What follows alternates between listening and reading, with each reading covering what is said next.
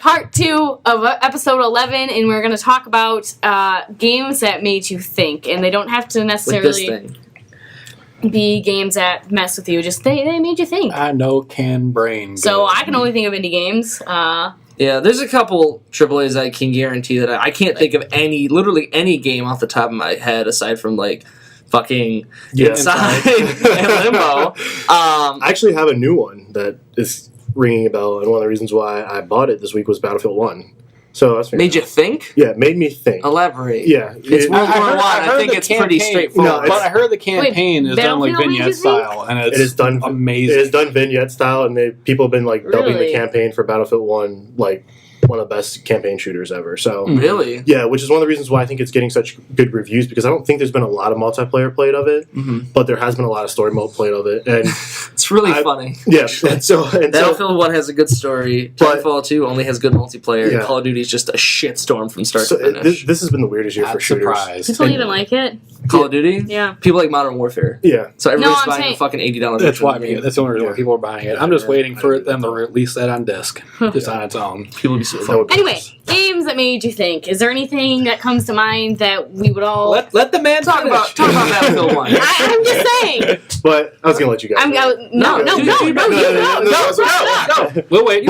Okay, so the actual visual style of the game, and then looking at the game and how graphic it is, and I know that seems like, okay, Gears of War is graphic. Like violent graphic? Yeah, okay. Gears of War is graphic. What else is graphic? Modern Warfare is graphic. Halo's graphic. This is more like Spec Ops The Line graphic. This is more along the lines of I actually feel like I'm shooting people. And that's when it like drew me back, where I was like, oh shit. Yeah, I was like, oh, and that was actually what I said. I was like, oh shit. Because I watched the 4K footage of it a week ago, and I was like, I'm sold on this.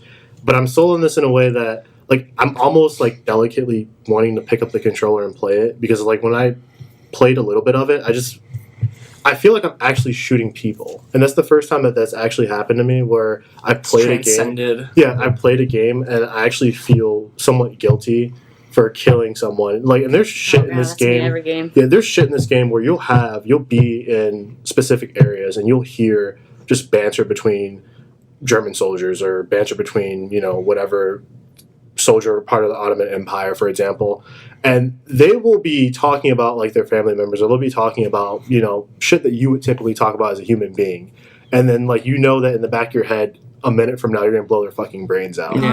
And that is like the first time where it hit me. I'm like, this is starting to get to the point where it's starting to look so real that I'm actually scared that I'm eventually not gonna be able to tell the difference. And like, this brings me back to like so many different years of podcasts that I've listened to with like people like Jeff Kanata, that does video game podcasts, and he goes like, at what point do we kind of draw the line and say like, this is a game and this is real life?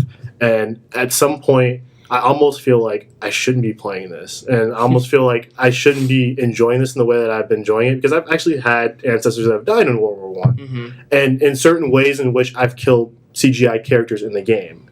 And so that's when I'm like, shit, this is like really hitting home for me right now, because I've never experienced this before. The only other time, it's short segue, the only other time that happened to me, and it's funny because I just shit all over Call of Duty, but I think it's Modern Warfare 2. Oh, no Russian? Is that the terminal mission? Yeah, there's the mission where you're at the airport. So there's a mission where you're at an airport, Jenna, and you're undercover, and you're basically just being given instructions. This is what's going to happen. This is what's going to happen. This is what's going to happen. And then you and a fucking squad of goons go in there and kill everybody. Civilians, not fucking people with guns. Civilians. You just lay out everybody in the airport, because bad guys are bad guys. Yeah, because they're trying to frame Americans for this massacre. And that was the time where I was like, shit, I don't really like doing this. And there was a point too before that starts where you can opt out of doing that. Yeah, which I feel like they talked about this intensively.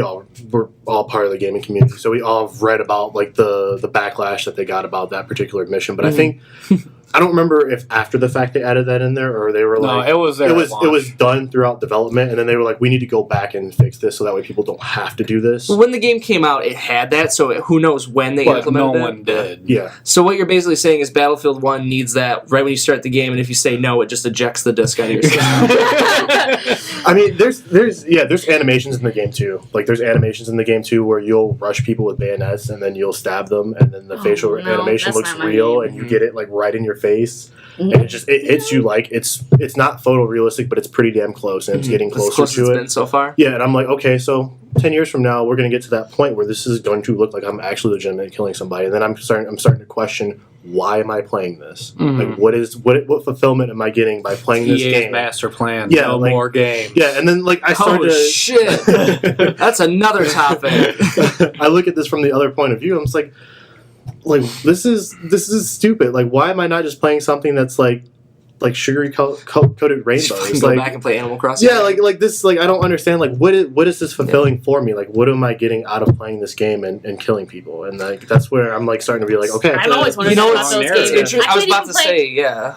I was just gonna say I can't even play Dishonored the freaking high chaos way because I feel guilty, and there's nothing that makes me feel good enough to play low chaos. Yeah, fuck that shit. It's really interesting that you mentioned like why do I play this, and then you mentioned my rebuttal is because this narrative is something that they develop such strong narratives that it becomes the focus. Because Battlefield is always hit and miss in terms of what is the reason people get it. Call of Duty, shit stories, they play the multiplayer. Yeah. Multiplayer shit now, so who knows what's going to happen. Yeah. Battlefield is always back and forth, in my opinion. Bad Company had fantastic stories. Exactly. Well, different developer, though. Different developer, but still. Under the same umbrella. It's a Battlefield game. Because we could talk about, Black Ops and the Warfare series. It's different developers, but it's... The Black Ops has had decent stories. It does, and yeah. But yeah, Battlefield's one of the ones that's back and forth. People either play the story a lot, or they play the multiplayer a lot. Because, Bad Company, story. 3 and 4, multiplayer. Hardline, story. But that was more so because the multiplayer wasn't very good. Yeah. They talked about that a little bit, too. Did they? Yeah, about how the Battlefield 4, Battlefield 5, or Battlefield 1 now because they reset, these are going to be their tentpole games, and then they're going to leave their other studios to work on the bad companies and the off ones and stuff like that. So they're following the Call of Duty model. Yeah. Well, but they said they're not going to be milking this out every year, so they're realistically expect our next big flagship Battlefield game years from now, not a year from now. That's fine. So yeah, that's how it should be. That's that's fine. There's nothing wrong with that. Because as great as the game is, hell yeah. Especially if they're gonna develop narratives that are that rich, absolutely.